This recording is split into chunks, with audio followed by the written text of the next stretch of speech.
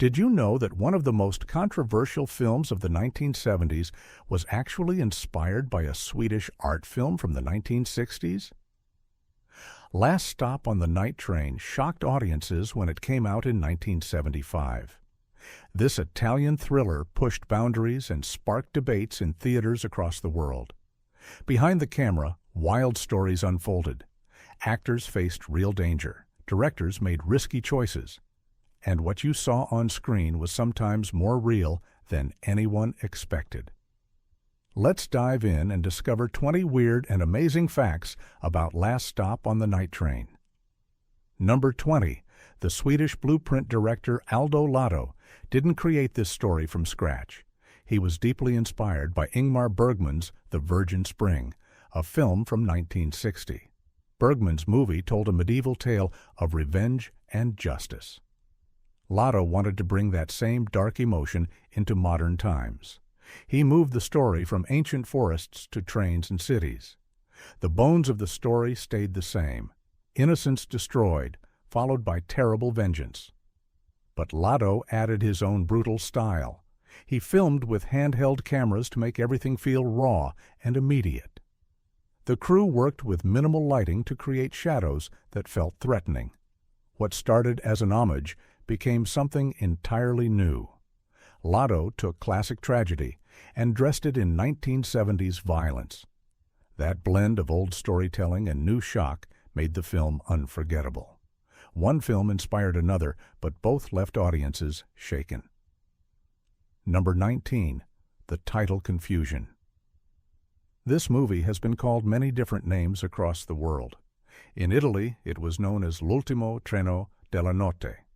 In America, it appeared as Night Train Murders, Late Night Trains, and even New House on the left. Distributors kept changing the title to attract different audiences or avoid censorship problems. Some countries wanted to distance the film from controversy. Others wanted to emphasize the violence to sell more tickets. The constant name changes confused fans for decades. Video stores shelved it under different titles in the same country.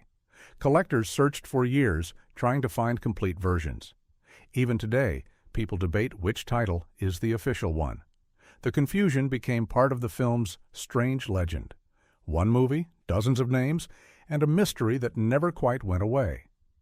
What should have been simple became a puzzle across continents. Number 18. The Real Train Danger. Many scenes were filmed on actual moving trains with real passengers nearby. The production couldn't afford to rent entire train cars, so they shot guerrilla style. Actors performed violent scenes while regular travelers sat just a few compartments away. The crew worked fast, grabbing shots before anyone complained or called authorities. Sometimes real passengers walked into frame by accident. The director had to yell, "Cut," and reset quickly. One scene involved a fight in a narrow train corridor.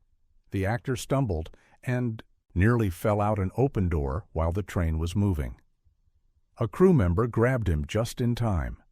The close call wasn't in the script. It was pure luck that nobody got hurt. This raw, dangerous approach gave the film its gritty documentary feel. Audiences felt the claustrophobia and tension because it was real. Those weren't sets. They were actual trains, actual danger, actual fear. What looked like careful filmmaking was actually controlled chaos on rails. Number 17. The banned status. When Last Stop on the Night Train premiered, censors across Europe went into panic mode. The film was immediately banned in several countries, including parts of the United Kingdom. British censors called it depraved and dangerous to public morality. For years, you couldn't legally watch this movie in many places. Underground copies circulated at film clubs and private screenings. Collectors traded bootleg VHS tapes with terrible quality and missing scenes. The ban only made people more curious. Fans traveled to other countries just to see what the fuss was about. Film festivals debated whether to show it. Critics argued over art versus exploitation. The controversy kept the movie alive in conversations for decades. When bans finally lifted in the 1990s and 2000s, new audiences discovered what their parents had been forbidden to see. Sometimes censorship creates legends, and this film became proof. Being banned didn't kill it. It made it immortal. Number 16. The method acting extremes. The actors playing the villains used intense method techniques to stay in character. Between takes, they remained cold and threatening toward the other cast members. They avoided friendly conversation to maintain psychological distance. The actresses playing the victims found this approach terrifying but effective. During breaks, the set felt genuinely uncomfortable. One actress later said she had nightmares during production because the line between acting and reality blurred. The director encouraged this method, believing it would create authentic fear on screen. Some crew members thought it went too far. Others defended it as necessary for the story's dark tone. The emotional toll was real. Cast members needed weeks after filming to shake off the characters. What you see in their eyes isn't just performance. It's genuine unease captured on film. Method acting can create magic, but it comes with a hidden cost. Number 15. The accidental realism. Several moments in the film were accidents that the director kept in the final cut. During one intense scene, an actor genuinely injured their hand hitting a prop wall. The pain on their face was completely real. The director saw it and kept rolling. In another sequence, an actress slipped on wet pavement during a chase scene. Her shocked expression and stumble made it into the movie. These unplanned moments added layers of authenticity. The cinematographer learned to keep filming no matter what happened. The crew developed a rule: if it looks real, keep it. This philosophy meant actors stayed on edge, never knowing when mistakes might become part of the story. The film's roughness came partly from these happy accidents. Perfection wasn't the goal, truth was, and sometimes truth arrives through errors nobody planned. Number 14. The controversial composer. The film's haunting score was composed by Mauro Malavasi, a musician known for much lighter work. Before this project, he had worked on pop songs and cheerful television themes. Being asked to score such a dark film challenged him completely. He spent weeks trying different approaches, searching for sounds that felt wrong and unsettling. He used dissonant strings and irregular rhythms that made listeners uncomfortable. The music doesn't comfort, it disturbs. Malavasi later said this was his most difficult project because he had to access dark places in his imagination. He avoided his usual melodic instincts and embraced chaos instead. The result was a soundtrack that many critics initially hated but later recognized as brilliant. It doesn't make you feel good, it makes you feel dread. That was exactly the point. Stepping outside comfort zones created something uniquely powerful and deeply strange. Number 13. The Location Scout's Nightmare. Finding locations for this film proved incredibly difficult because of the dark subject matter. When location scouts explained the script to property owners, most refused immediately. Nobody wanted their train station or building associated with such controversial content. The production team had to lie sometimes, saying they were filming a different, lighter story. They scouted dozens of locations before finding places willing to cooperate. Some scenes were shot quickly and secretly before anyone could object. One crucial sequence was filmed in an abandoned house that was scheduled for demolition. The crew had just 3 days to shoot before bulldozers arrived. They worked around the clock, sleeping in the house between takes. The desperation shows on screen. Everything looks decayed and hopeless. Finding beauty in ugliness became the unintentional theme. Location scouting wasn't just logistics. It was a battle against rejection and time. Number 12. The improvised dialogue. Much of the film's most disturbing dialogue was improvised by actors in the moment. The director provided a basic script, but encouraged performers to find their own words. He believed written dialogue sounded too polished for such raw material. During rehearsals, actors experimented with different phrases until something felt genuinely unsettling. Some lines came from real-life experiences the actors shared. Others emerged from the dark headspace method acting created. The victims' pleas weren't carefully scripted. They were spontaneous reactions. The villain's threats came from improvisation that sometimes shocked even the crew. One cameraman later admitted he felt sick filming certain scenes because the words felt too real. This improvisational approach meant no two takes were identical. The editor had to choose which version felt most authentic. What ended up in the film was often the first or second take when emotions were rawest. Scripted lines can be memorized, but improvised fear is something else entirely. Number 11. The accidental casting. The lead actress almost didn't get the role because she arrived late to her audition. She had gotten lost trying to find the production office in Rome. When she finally arrived, flustered and apologetic, the director saw something he hadn't seen in other actresses: genuine vulnerability mixed with strength. He asked her to read immediately, without preparation. Her raw, unprepared audition convinced him she was perfect. She brought honesty that rehearsed actors couldn't match. The other producers worried she was too unknown and pushed for a more famous face. But the director insisted, threatening to walk away from the project. His stubbornness paid off. Her performance became the film's emotional anchor. She carried the audience through horror with humanity that felt real. Sometimes the best choices happened by accident. Being late changed her career and changed the movie. Timing isn't everything, but sometimes it's the only thing that matters. Number 10. The crew conflicts. Tensions behind the camera ran as high as the drama on screen. The director had a specific vision that clashed with the cinematographer's preferences. They argued constantly about lighting, camera angles, and how much violence to show directly. The cinematographer wanted more artistic shots with careful composition. The director wanted rawness and immediacy, even if it meant ugly framing. These arguments delayed production and frustrated the crew. At one point, the cinematographer threatened to quit. A producer mediated, convincing both men to compromise. The film's visual style reflects this tension. Some shots are beautifully composed, while others feel deliberately rough. That inconsistency actually works for the story's unpredictable tone. Sometimes creative conflict produces better art than harmony. The friction made both men push harder to prove their approach worked. What could have destroyed the production instead created something uniquely uneven and powerful.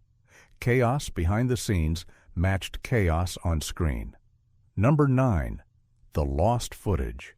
Several minutes of footage were cut from the original version and have never been recovered. These scenes reportedly showed even darker content that distributors refused to include. Some say there was an extended sequence showing more aftermath of violence. Others claim there was additional character development that humanized the villains too much. The exact content remains mysterious because no complete copy exists. The director took these secrets to his grave, rarely discussing what was removed. Film historians have searched archives for decades hoping to find the lost footage. A few low-quality stills exist, giving hints of what was shot. But the actual film reels disappeared, possibly destroyed by censors or lost in storage. This mystery adds to the film's forbidden legend. Fans debate what might have been included. Theories range from plausible to wildly exaggerated. One missing scene could change everything, but we'll likely never know. Lost footage sometimes becomes more powerful than what survived. Number 8. The real weather advantage. The film's dark, oppressive atmosphere was helped by genuinely terrible weather during production. The crew shot during autumn and winter in northern Italy. Rain, fog, and gray skies appear constantly, but none of it was manufactured. The production couldn't afford weather machines or artificial fog. Nature provided all the gloom for free. Some days were so cold that actors' breath visibly fogged on camera. The director embraced it, using every natural element available. When it rained during outdoor scenes, they kept filming. When fog rolled in unexpectedly, they adjusted the script to include it. This opportunistic approach gave the film its documentary-style realism. Everything feels damp, cold, and hopeless because it actually was. The crew suffered through freezing conditions, but their discomfort translates into authentic atmosphere. You can't fake certain kinds of misery. The weather wasn't just backdrop, it was a character adding weight to every scene. Sometimes low budgets force creative solutions that money could never buy. Number 7. The editor's breakdown. The film editor had an emotional breakdown partway through post-production from watching the violent footage repeatedly. Spending 12-hour days cutting disturbing scenes took a psychological toll. He saw the same terrible moments hundreds of times, analyzing every frame. The repetition invaded his thoughts and disrupted his sleep. After 3 weeks, he told the director he couldn't continue. He needed a break for his mental health. The director found a replacement editor who finished the job, but the original editor's work defines the film's first half.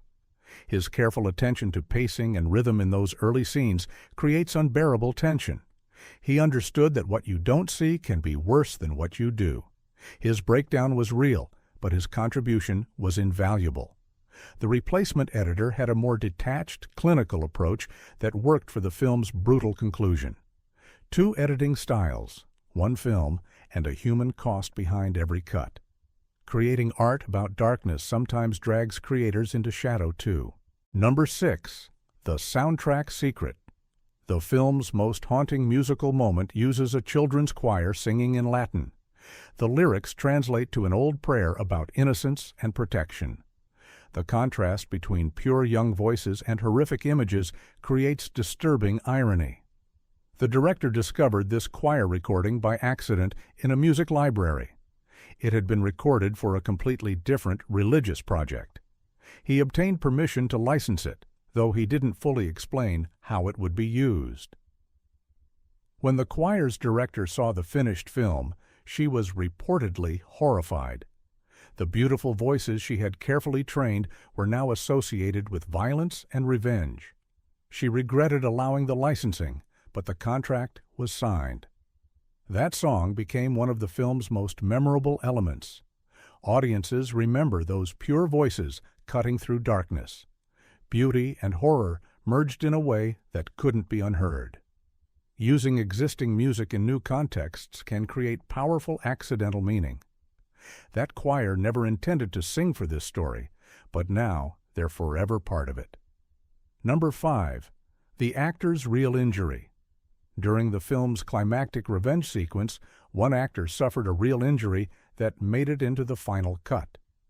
The scene involved a physical confrontation in a confined space. Choreography was rushed because time and budget were running out. During the take, the actor hit their head hard against a low doorframe. The impact was real and painful. Blood appeared, and the actor momentarily lost focus. But the director kept cameras rolling because the moment fit the scene perfectly. The dazed, hurt expression wasn't acting. It was genuine shock and pain. Crew members checked on the actor afterward, and medics confirmed it was a minor injury despite the bleeding. The actor agreed to keep the take in the film. That raw moment adds brutal authenticity to an already intense sequence.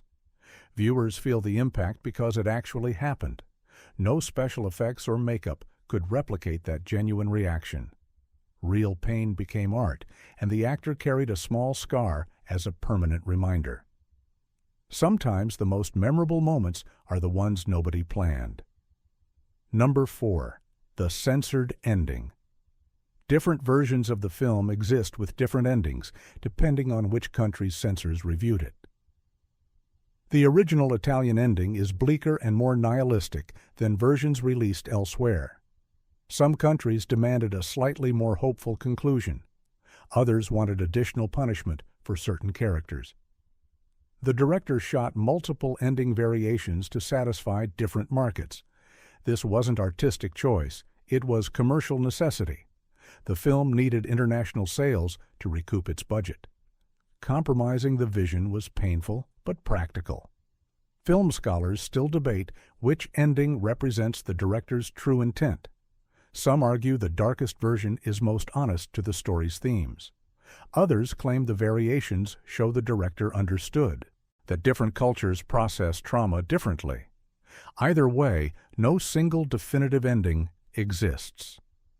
Depending on which version you watch, you might see a completely different final message. This fragmentation adds one more layer of confusion and controversy. Even the conclusion couldn't escape the chaos surrounding this production. Endings matter, but this film couldn't decide on just one. Number 3. The unplanned documentary feel. The film's grainy, raw visual quality wasn't entirely an aesthetic choice. It was partly budgetary constraint. The production used cheaper film stock to save money. The cameras were older models borrowed from documentary filmmakers. The result was a rough, handheld look that felt more like news footage than traditional cinema. The cinematographer initially fought against these limitations, wanting more polished imagery. But as filming progressed, everyone realized the rough quality served the story perfectly. The ugliness of the visuals matched the ugliness of the content. Audiences felt like they were watching something real and unfiltered, almost voyeuristic. This accidental documentary style influenced countless films that came later. Directors saw how low-budget constraints could become powerful artistic statements. What started as financial limitation became groundbreaking style. The film proved you don't need expensive equipment to create visceral impact. Sometimes poverty breeds innovation. The roughness wasn't a flaw. It was the film's greatest strength, born from having no other choice. Number 2. The actor who quit one. Supporting actor quit the production after just 3 days because the material was too disturbing. This actor had a small role as one of the antagonists but couldn't emotionally handle the scenes. During rehearsals for a particularly violent sequence, the actor broke down and refused to continue. The director tried to convince them to stay, but the actor was adamant. They left the production immediately, forfeiting payment. The director had to quickly recast and reshoot those scenes with a replacement actor. This caused scheduling chaos and budget problems. The replacement actor appears in the final film, though some sharp-eyed viewers notice continuity inconsistencies in wide shots. The actor who quit never publicly discussed the decision in detail, only saying the project wasn't right for them. Cast members who stayed respected the choice, understanding that not everyone can navigate such dark material. The incident reminded everyone that psychological safety matters, even in fiction. Walking away took courage, even if it complicated production. Not every actor should do every role, and knowing your limits is wisdom, not weakness. Number 1. The director's hidden message. Director Aldo Lado included subtle visual symbols throughout the film that most viewers never notice. In several scenes, religious imagery appears in the background: crucifixes, church windows, holy cards. These aren't accidental set decorations. Lado deliberately placed them to comment on the failure of religious morality to prevent evil. The contrast between sacred symbols and profane actions creates a silent criticism of institutional religion. In one scene, a crucifix hangs on a train compartment wall just inches from where violence occurs. In another, church bells ring during a moment of terrible decision. Lado never explained these choices in interviews, leaving them for observant viewers to discover. Some critics noticed and wrote about the religious subtext. Others missed it completely, focusing on the surface violence. The director seemed content with this. His message was there for those who looked. Art can work on multiple levels simultaneously. What appears as simple exploitation to some viewers reveals itself as sharp social commentary to others. Lado embedded his true intentions in plain sight, trusting smart audiences to see beyond shock. The film isn't just about revenge, it's about moral systems that fail when tested. Those hidden symbols tell a story the dialogue never speaks. Bonus fact: the Accidental Film Festival discovery, years after its controversial release, Last Stop on the Night Train gained unexpected artistic credibility through an accidental film festival screening. In 1988, a festival programmer in Toronto was searching for Italian crime films from the 70s. They stumbled upon a print of this movie in a distributor's warehouse. The print had been sitting forgotten for over a decade. The programmer watched it and saw something beyond exploitation, a raw meditation on violence and revenge. They included it in the festival, billing it as a lost masterpiece of Italian genre cinema. Critics attending the festival were initially skeptical, but left the screening debating its merits. Serious film journals published retrospective analyses. The academic attention rescued the film from obscurity. Suddenly, the movie that had been banned and dismissed was being studied in universities. New generations discovered it not as trash, but as transgressive art. This reappraisal changed how people understood the entire genre of 70s European thrillers. One forgotten print in one warehouse led to complete critical reevaluation. The film hadn't changed, but perspectives had. Time sometimes reveals value that contemporary audiences couldn't see. Lost films can find their moment, even years later. Last Stop on the Night Train remains one of cinema's most controversial journeys into human darkness. Behind every shocking frame lived real people, taking creative risks and paying personal costs. Some found artistic success. Others found trauma. The film's legacy is complicated, neither purely artistic triumph nor simple exploitation. It exists in the uncomfortable space between, forcing viewers to confront difficult questions about violence, revenge, and the limits of cinematic expression. These 21 facts reveal that chaos behind the camera often matched chaos on screen. Accidents became art, limitations became style. Controversy became legend. Every troubled production contains hidden stories worth remembering. The people who made this film sacrificed comfort and sometimes safety to create something unforgettable, even if disturbing.